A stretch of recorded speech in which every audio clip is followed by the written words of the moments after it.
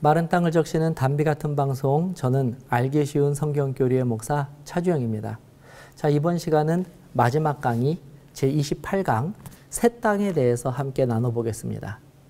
자, 우리가 하늘나라에 대해서 많은 오해들을 하고 있는데 그 오해 중에 하나가 바로 우리가 구원받아서 영원히 거하게 되는 천국이 이 땅이 아니라 하늘에 있는 어떤 장소라고 생각하는 것입니다. 물론 여기에서는 죽음 이후에 육신은 이 땅에 남겨두고 영혼만이 하나님 나라로 들어가서 살게 된다고 하는 이 영혼 불멸설이 바로 이와 같은 오해를 일으킨 큰 이유가 되기도 합니다. 하지만 이 성경에서는요, 의심할 여지가 없이 모든 구원받은 자들은 이 영혼의 모습이 아니라 죽음에서 일어난 부활한 육신으로 하늘에 있는 어떤 거처가 아니라 바로 이 땅에서 새로운 창조된 새하늘과 새 땅에서 살게 될 것이라고 기록하고 있습니다. 이사야 65장 17절입니다. 보라, 내가 새하늘과 새 땅을 창조하니 이전 것은 기억되거나 마음에 생각나지 아니할 것이라. 이사야 66장 22절입니다. 내가 지을 새하늘과 새 땅이 내 앞에 항상 있는 것 같이 너희 자손과 너희 이름이 항상 있으리라. 여호와의 말이니라. 요한계시록 21장 1절에도 이런 말씀이 있습니다.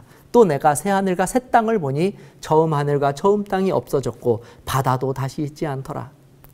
사도 베드로 역시 이 마지막 심판의 장면 이후에 있게 될 정결하게 된 새로운 세상에 대해서 다음과 같이 예언하고 있습니다. 그러나 주의 날이 도둑같이 오리니 그날에는 하늘이 큰 소리로 떠나가고 물질이 뜨거운 불에 풀어지고 땅과 그 중에 있는 모든 일들이 드러나리로다. 이 모든 것이 이렇게 풀어지리니 너희가 어떠한 사람이 되어야 마땅하냐.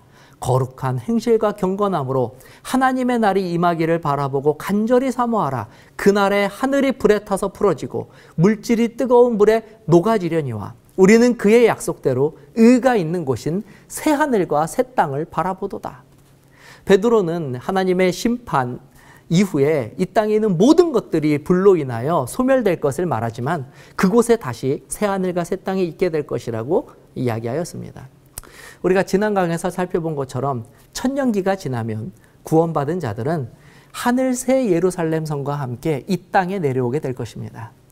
이때 마귀는 이 둘째 부활을 한 악인들과 그리고 이 마귀에 추종하는 모든 악한 천사들을 모아서 최후의 전쟁을 시도합니다.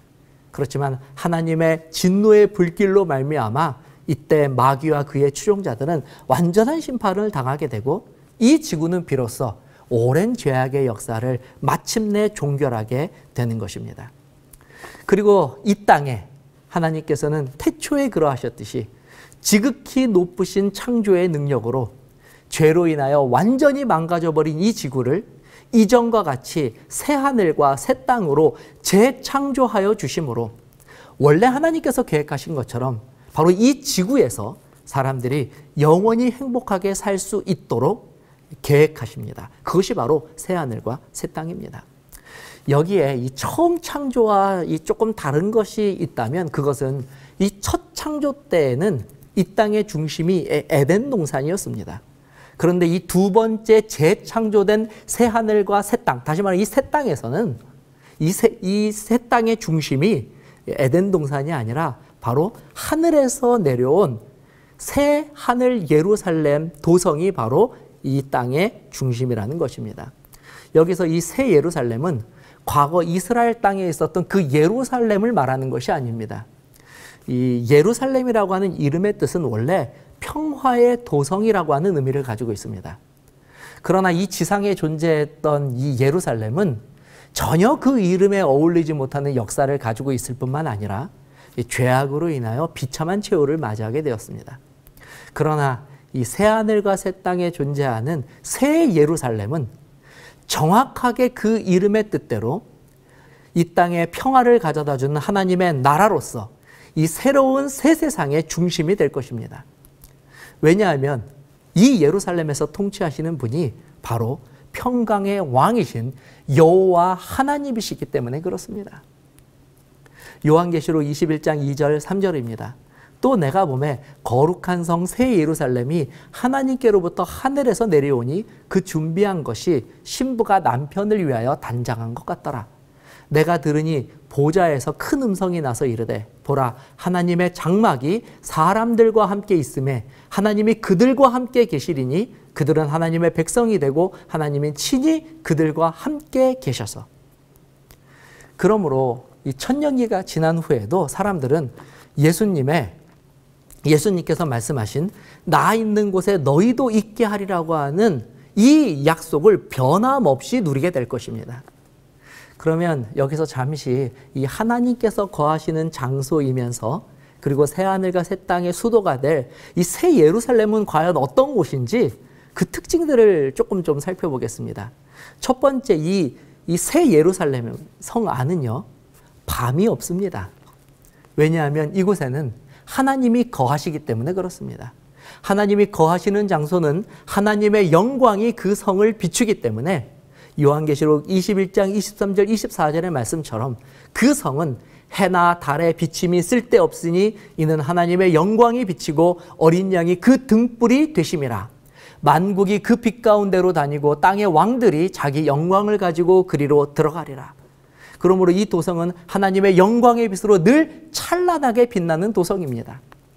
두 번째로 이 성은 오늘날 어떤 건축가나 어떤 부자도 시도하지 못한 아주 고귀하고 값진 재료들로 만들어져 있습니다. 성경은 이것들을 지극히 귀한 보석이라고 기록하고 있습니다. 그 성의 기초석은 12개의 보석으로 꾸며져 있고 무엇보다 이 도성은 오늘날 우리가 건축을 지을 때에는 대부분 이 콘크리트를 사용해서 짓습니다. 그런데 이 도성은 모든 것이 황금으로 지어져 있다고 기록되어 있습니다. 그리고 그 황금마저도 오늘날 우리가 알고 있는 그 어떤 금보다도 값진 정금으로 이루어져 있다고 말합니다. 이 도성을 계시 가운데 직접 본 사도 요한은 그 금을 보면서 정금인데 마치 맑은 유리와 같다라고 그의 감동을 기록하기도 하였습니다. 자, 그러나 이 도성에서 우리가 가장 주목할 것은 이 도성으로 들어가는 12문입니다. 이 문들은 각각 진주로 만들어져 있는데요. 여러분, 왜 이 12도성의 문이 진주로 만들어져 있는지 아십니까? 왜냐하면 이 진주가 바로 여러 보석들 중에서도 특별히 고난의 산물이라고 하는 특별한 의미를 가지고 있기 때문에 그렇습니다. 하나님께서 그리스도를 통하여 죄인들을 구원하시기 위해서 자신의 독생자를 희생하시는 그 고통을 감내하셨고, 또 독생자이신 예수님께서는 십자가에서 이루 말할 수 없는 수치와 모욕을 당하시면서도 자신의 생명을 내어주셔서 모든 죄인들이 구원을 받을 수 있는 길을 열어주셨습니다. 그러므로 이 도성으로 출입할 수 있는 그 이유는 바로 하나님과 예수님과 성령 하나님의 말할 수 없는 고통의 결과였던 것이죠. 자, 그래서 이때가 되면 수많은 회개한 죄인들이, 구원받은 죄인들이 바로 이 진주문을 통해 하나님의 영광의 빛이 바득한 그 도성으로 마음껏 드나들 수 있게 될 것입니다. 자, 세 번째 주목할 것은 이 성의 중앙에 있는 특별한 강이 있습니다. 요한계시록 22장 1절에는 이 강을 생수의 강이라고 말하고 있습니다. 그리고 이 생수의 강 좌우에는 바로 이 생명나무가 자라고 있는데요. 이 생명나무가 바로 아담과 하와가 범죄한 이후로 하나님께서 접근하지 못하도록 천사를 시켜서 지키도록 하였던 바로 그 나무입니다.